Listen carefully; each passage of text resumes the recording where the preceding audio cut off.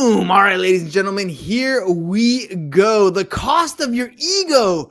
Whew! Ice Cube just dropped the jam right now, and I know it cost me a lot. So let's hear this story. Let's jump into this one. Here we go. Shut up and sit down. Look, a business can give you everything you want in life. Prestige, wealth, freedom. It can also take everything away from you. This show is for those who are willing to take that risk. These are the real life stories of entrepreneurs. But before we start, I have one small favor to ask. Please leave a comment. It can be advice, critiques, tips, feedback, or share this with someone because your engagement is the most valuable and most powerful form of social currency. So thank you, and welcome to another episode of Business Boss! All right, ladies and gentlemen, today we got a guest that's mastered the art of turning failure into fuel, trust into business gold, and humility into unstoppable momentum. He's not just building businesses, he's reshaping how entrepreneurs think about relationships, growth, and resilience. So buckle up, because Damion Lupo is in the house.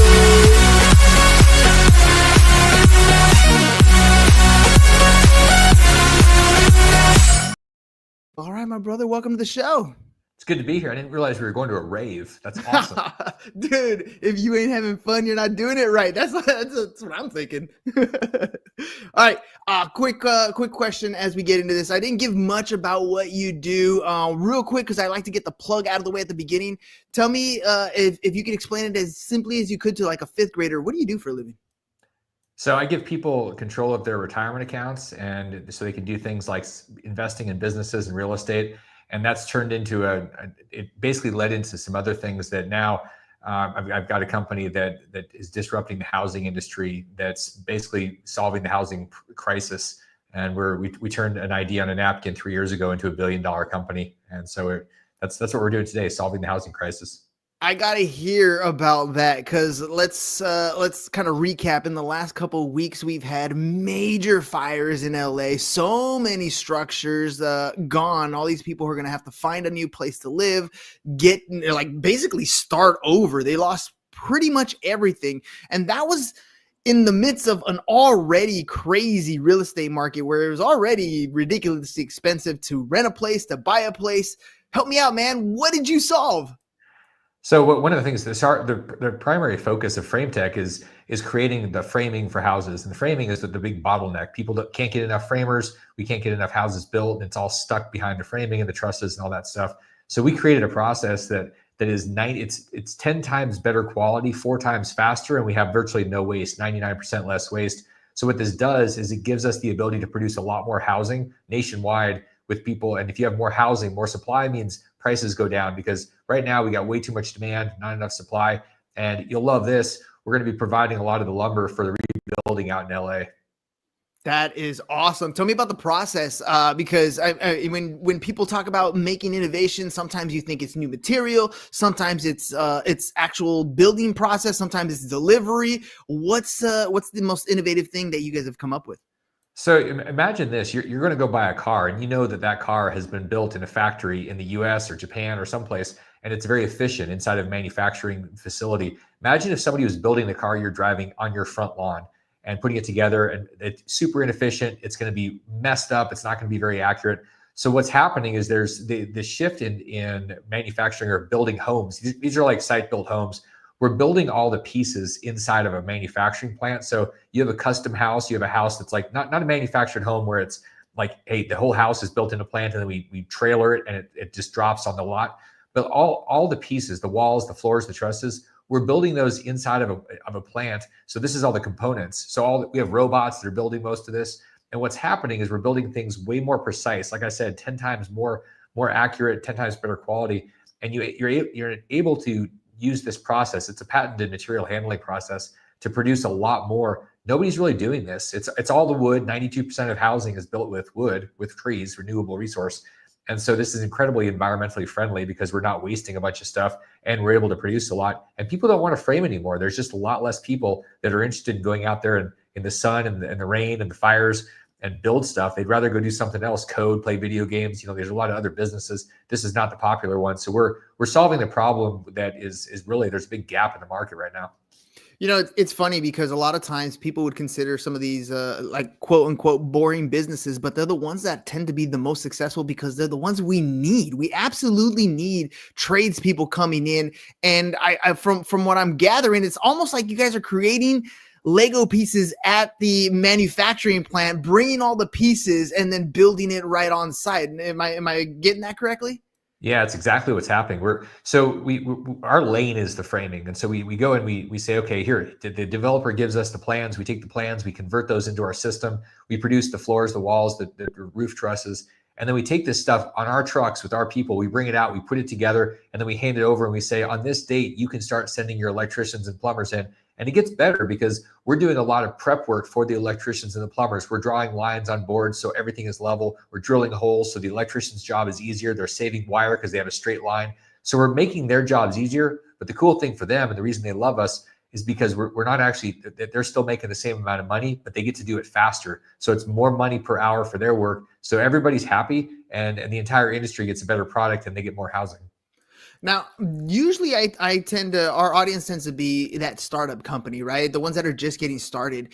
Taking you back a little bit, you must have had this idea. You said it was like on a napkin, and now you're at the point where you're manufacturing, developing. What's that process like for a startup company who has an idea, something like this? Maybe somebody who's already in the trades, because oftentimes people are in there and they're like, I can do this better. I can do this different. I know what can work, but they don't take the necessary steps to actually do that. What was that for you? What took you to that next step to take an idea on a napkin and bring it to life? So basically, it's a dream and a team, and the dream is where you have a big enough vision to where you can attract the A plus team. A lot of times, I've started 70 plus companies over the last 25 years, so I have a pretty good sense of what this is like. A lot of those were one person or a few people, and they never really grew. And a lot of that had to do with me. I wasn't big enough in terms of my vision or my ability to see the future, to see the impact. And ultimately, if you get to the place where you can see the future, and this was a combination of the visionary, the 81-year-old guy that had this idea for 50 years, and he said, I just need $40 million. And so when we got matched up and we said, we really like you guys, we like this idea quite a bit, but we really like you guys because the idea was the dream, and the guys that came to us, that was the team. The place that you got to go is you got to make sure you have a really big vision for something, and then you got to have a team. It can never be just one person. There's nothing that's super successful that's ever just one person. It's got to be, you got to get other people. Then you have synergies, and it's, we've probably all heard this at some point or another that people are your greatest weapon. But a lot of times people, and I did this for a long time. I had this concern that people were going to be a pain. They were going to cost a lot of money. They were going to steal from me. They were going to be a problem because I'd had that experience in the past with partners that stole from me, from people, just bad people. But that problem is you're always going to stay small and you're going to stay really tired. That is one of the biggest fears, especially when you talk about trades. One of the coolest things that I've ever experienced when I was flipping houses was to get my hands dirty, right? Go in and do some work. And there's so much pride that goes into a finished product when you look back and you're like, I did that, right? I spent the time, I learned, I put, blood, sweat, and tears, and this is what I created. But at the same time, that's kind of that pride and ego of you slapping your name on something. When an entrepreneur builds a new company, and I've been there before. I've built stuff by myself. There's always a plateau that you hit, but that fear of bringing somebody in and not getting the same quality of work that maybe you, the entrepreneur, or putting your name on something that maybe has mistakes, that's a tough hurdle to overcome. How did you finally get over that aspect of it and find the right people versus just people? So there's two things. One, in general, you got to be willing to accept that at best, most people are going to give you 80% of what you can do because you're the visionary. You're the one that has the heart and the soul and the passion, and you bleed your idea. So when you say, okay, 80% is good enough, then you've got options. The other thing, and this is the next level, when you say, okay, I want the best in the world. And if your vision is great enough, you're going to have people coming to you. Like our chief operating officer literally came to us and found out what we did and said, I have to be here. You guys are the winning team. I'll do anything. I'll sweep the floor. Now he's an integral part in making this thing a multi-unicorn. So if you have a big enough vision, you're going to have people that are going to come in and outperform you. I promise Elon Musk has people that are outperforming anything he can do in their lane. Maybe not the vision overall, but they're going to be able to deliver more than he can do when he's thinking about rocket science. And that's the key. But you got to, the thing that stops getting those world-class people is you go, man, they're expensive. You get key players. They can be hundreds of thousands, and I mean, 3, 4, 500,000, $1 million a year. The trick though is when you realize that $500,000 salary is going to make you 5 or 10 million. It's not just a 2 or 3 times their expense as labor or a contract or an employee. When you have that high level person, it's exponential because they're out there creating. They're literally giving birth to things, and then they're going to hire other people. So there's a massive jump when you're elevating or you're operating at an 80% efficiency rate. You're going to have people that are going to make you about double to triple what you're paying them, and that's the goal. But at the next level, it's literally exponential. Now you said you built like 70 different businesses, and before you got to that point where you started getting successful. I'm sure it's like incremental, right? The first one you were probably horrible at. You got a little bit better, getting a little bit better, making mistakes here and there. If you could talk to that entrepreneur who's getting started, what are some of the biggest pitfalls that you maybe got into over and over again that you had to learn the hard way that maybe you can share with them and maybe spread a little bit of wisdom here to help them avoid those? So there's a couple of things. One, there's a constant concern about what people are going to think about you, and that sense of ego and your significance on how good you look. That's a huge problem because you'll make decisions that are not smart business decisions. You'll do them so that people like you. That's a huge problem, and it's something that you do when you're early on. Sometimes you do it for years. I did it for a long time, and instead of saying this is what I got to do, I got to say, look, I got to fire somebody. Instead of I had a partner that said, why are we firing this person? He's got a family to feed. And I said, well, you so do you, but he's literally doing a terrible job. So you want to pay him to do a terrible job, or do you want to have this company succeed? So there's that whole, I got to make sure people look like me. Forget about that. The second one is you got to have somebody in your life that's going to tell you the truth. And this is a mentor that's been through it. Coaches are awesome, but the next level is a mentor that can literally tell you, because they can see into the future because of their past. They're 10 to 20 years beyond where you are in terms of experience. Not just they're older, but they've literally done things for cycles beyond you. And they can tell you what's going to happen. They can, when you have an idea or you have something you're afraid of, they can say, okay, here's truth, here's reality. Those type of people in your life, when I made the biggest mistakes, it was when I thought I didn't need a mentor anymore. In 2007, I said, I don't need a mentor. So I got rid of my mentor and I lost $25 million in a year. That's a terrible experience. It was useful, but it's still terrible. And every time I found myself being the smartest person in the room and not getting counsel, there's a Proverbs 15:22 that talks about counsel from others. This is incredibly important because you don't know what you don't know, and you're going to have blind spots. Every world-class performer always has a coach, has somebody, a mentor that can tell them what they're not seeing and give them the truth, and then you act from it. I got a mentor that and he's got a great saying that I've heard him say before, and it just stuck with me. He said, there's no such thing as $1 million ideas, only $1 million execution. And I love that because, as a budding entrepreneur, you have this idea that's in your mind. It's kind of, I like to explain that like when you buy a lottery ticket, that moment you buy a lottery ticket, everything's going on in your head. What are you going to buy? How's you going to live? What's your new lifestyle going to be like? I feel you have that same passion when you start as an entrepreneur. But when things get tough, when you're in that pit of despair, all of a sudden you're like, next shiny thing shows up, and then you start jumping to that thing. When you talk about having that clarity of vision and being able to not only have that clarity of vision for yourself, but also project that and share that, persuade your team members to become part of that vision, how do you avoid that shiny object syndrome, that pit of despair, and keep moving forward, even though you're going through it yourself when the vision isn't so fancy and dreamy anymore and the reality sets in? The mistakes, people are chasing their passion instead of the purpose and a curiosity for something that's beyond them.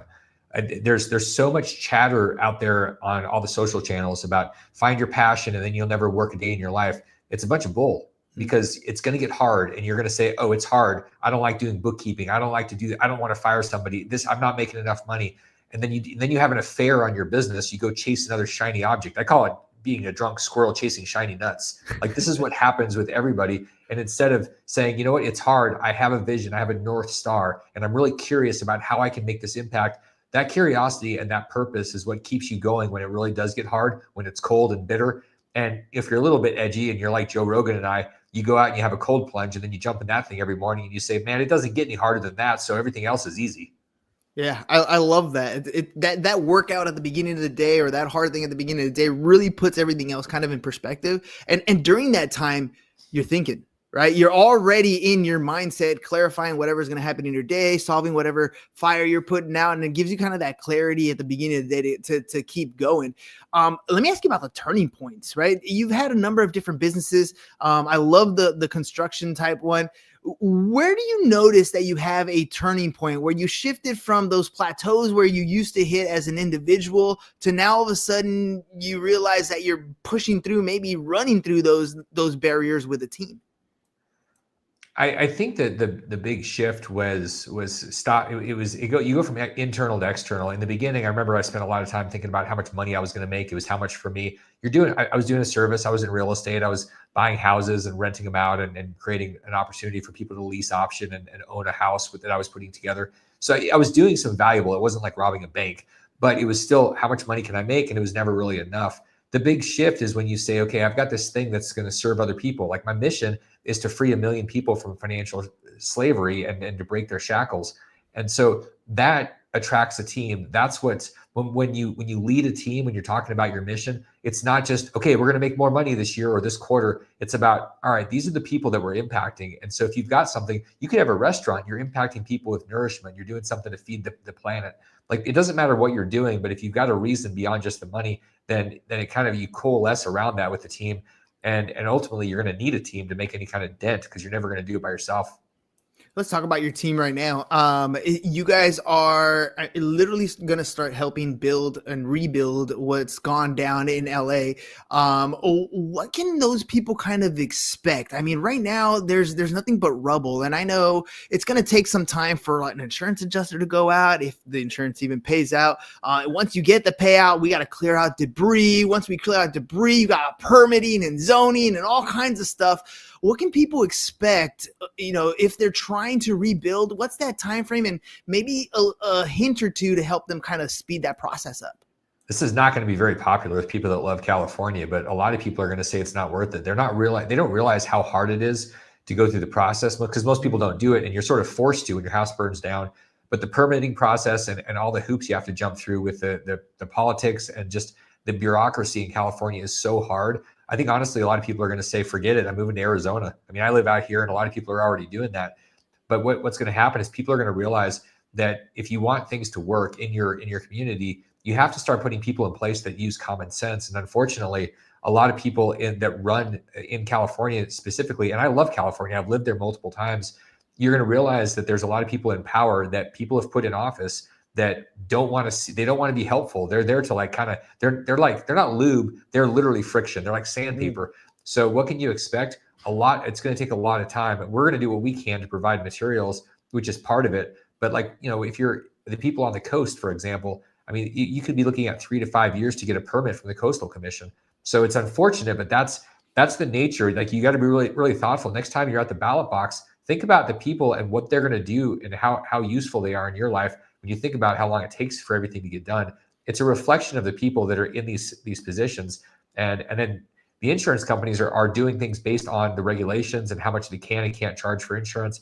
It's kind of a mess, unfortunately. So, I mean, there's a reason why a lot of people they move to Texas and Arizona, because they're saying, I want to have a place that respects me as a human and doesn't look at me as just a taxpayer, but actually part of the community. I saw Adam Carolla in an interview talking about how that's a very heavily blue populated area that went down, and he feels like a lot of them are going to turn red as soon as they start going into this permitting process, because there's a bunch of red tape. I'm literally trying to build an ADU, and supposedly the process is a lot easier, and I'm going almost 2.5 years without even having broken ground just in the permitting process. Things I didn't even know about, getting soil samples or like a drainage plan, whatever, all these different things. And to get appointments for those people to come out could be 6 to 8 months out. And that's just one piece of the puzzle. That doesn't even, require, there's nothing I can do than to wait for those things. And I'm sure now with an influx of homes being on the list, though, that wait time period is going to be so long. You're absolutely right. 2 to 5 years is probably being generous. Although today is a special day. It's inauguration day. We've made some huge changes, and normally I don't do political stuff, but what do you think, man? Do we have major changes happening in this country? I'll tell you my perspective on November 6th, when I was watching the results coming in. I felt like when it looked like, and then ultimately it was announced that Donald Trump was going to be the president, I felt like this giant foot had been lifted off my neck. And it was because there's so many things that I was worried about. And it was all this bureaucracy at the federal level that was spilling into states, but just so many things, regulations, and thinking about taxes and all the things that I can and can't do because somebody's ideology was being inflicted on us. And so, am I pretty excited today? You're damn right I'm excited. I feel like the golden age of America is happening. And it's not because somebody is inflicting it or putting it on us. It's literally because they're getting the hell out of the way. And so, and that's for everybody. Everybody that's here has this opportunity. Somebody one time has made a comment. And they said, I think it was somebody that was an immigrant, and they said, I don't understand why in America you would not go and create a business. You can do that. I've been all over the world, and most of the places in the world, they just don't have the option to go create a business. Where here, if you have an idea, you can go try it, and there's no jail for failing. Like, you literally just get some feedback, and then you go do something else. It's an amazing place, and I think we just entered into a space where it's going to be the best of our lives. I'm very excited. I don't know if you're a TikTok fan or a TikTok user, but leading up to our 12-hour TikTok ban that happened recently, there were a lot of people who jumped over to Red Note, and they got to see and interact with the Chinese people and to really get an idea of what the lifestyle is like over there. And of course, they were shocked to find out what the prices of certain things are. But really, when you start looking at the cities, the cultures, the architecture, and you start asking questions like, how did these people build such tremendous buildings, such beautiful architecture? And you start to learn, they have a lot less regulation in place. They allow people to come in and develop stuff. You have a way of building homes a lot faster, more efficiently than most builders have been doing for years. And yet I'm sure you're still bombarded with regulation and red tape that stops your innovation from really taking really taking hold, I should say.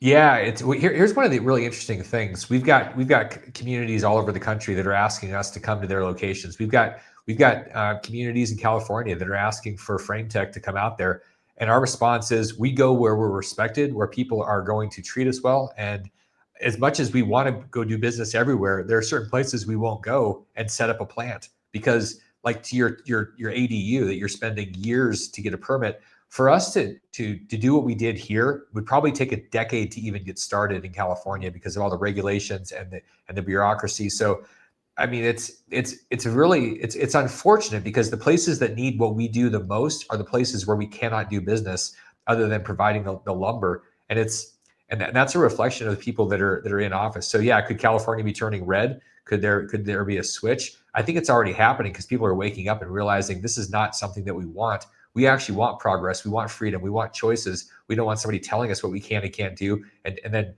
making our life a living hell because they have a certain way. There's a lot of ego with governments and bureaucracy.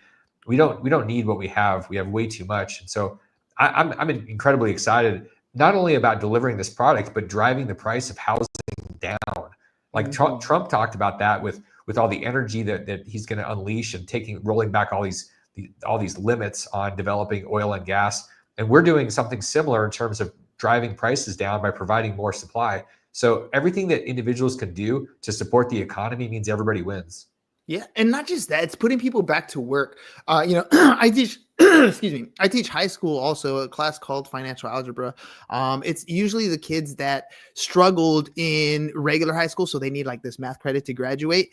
And one of the things I tell them all the time, they talk about going to college and they're kind of, not really feeling it because they didn't do too well in high school and they're thinking college, And I'm like, dude, a lot of you guys can just go into these trade unions, spend a couple years learning a skill set because there are so many people that are aging out of this industry and there's so many opportunities in the 4 years that it would take them to get a degree where they'd be going into debt. They can acquire a skill set, an income, a career, and have positive cash flow if they invest their money or use their money wisely throughout those 4 years. It's a completely different point of view. If you're talking to like a 17-year-old kid about to graduate high school and is kind of looking at this economy like, I don't even know if I can afford to rent a place, I can do this, what advice would you give them? I would say that the world is going to transform before your eyes in a matter of years, not decades, but years. In less than 10 years, it's not going to be recognizable with all the AI and robotics. We're using more and more robotics. Our plant is the most technologically advanced in the world in our space. and the entire plant has an AI brain. And so it's constantly learning. And we're finding ways to say, okay, how do we do more with less? The term's called ephemeralization. How do you do more with less? And AI is going to create that, and it's going to get bigger and bigger. So my suggestion to everybody, especially the young people listening and watching, you got to figure out what's going on with AI. You got to understand the tools. You got to figure out how to don't get started with something that's going to get wiped out by AI and robots. I love that the trades. My plumber is literally here right now figuring out a gas leak. So, I mean, hopefully the house isn't going to blow up. But I mean, the reality is that's something that we're going to need: plumbing and electrician and just all these different things. So many things that we think are safe and sacred are going to go away because of AI and robotics. And it's not going to be the end of your career. It's probably going to be when you're getting started up. The other thing about going to college, that the idea of going to college for most people now, if you spend 4 years and you learn something that was okay for today, 4 years from now, it's going to be irrelevant, or it's going to be something that has completely changed. So the key isn't what you know, it's how fast you can learn, adapt, evolve, and then understand what's like. You got to be like Wayne Gretzky. You got to go figure out where the puck is going and then go there, versus wherever it is today. You're screwed if you think it's going to be there in 4 years. Yeah, it's going to be completely different. Shoot, it was different last year. Like, you don't got to wait 4 years. It was different 6 months ago. Every time, even something as simple, and it's not simple, but something like ChatGPT comes out with 4.0 or 4.1, whatever it is, small whatever iterations that we think, but massive behind the scenes. And I know people are scared that, they're going to take all these jobs and they'll replace us. Well, they thought the same thing about the farming industry when, you have big plows and big machines coming in and doing most of the farming that man was doing by themselves. But really what ends up happening is you free up our time to do something different, something more, something greater. Because now there's not, a giant population of people farming, because that's already taken care of. We went on and did other things. AI is going to come and replace a lot of the mundane jobs, and people are scared, but guess what? It's going to free our time to do other things. So as you build businesses that are successful, that frees up your time with the cash flow, what are some of your other things?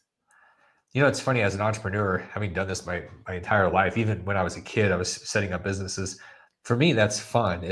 I wake up and I'm thinking about the things to build. I get excited about going into data and understanding data and all those things. So it's funny because people go, what do you do in your spare time? Like, you're asking, and what are the hobbies? And I was like, well, my hobby is I get to do this thing that's so cool and it's so interesting. It's like a giant puzzle. So I'm sort of like, I'm a physicist in the middle of trying to figure out quantum mechanics or quantum physics. Like, it's so interesting, the space building businesses, that it's almost like, there's an obsession about it where it's not something that I want to clock out of. Like, I have to turn myself off and go do something else, because I'll end up falling asleep where I'm working because I'm just having so much fun. And that's so that when I said passion, don't follow your passion, ideally, and there's a Venn diagram that came from Japan about this, the Ikigai, I think it is.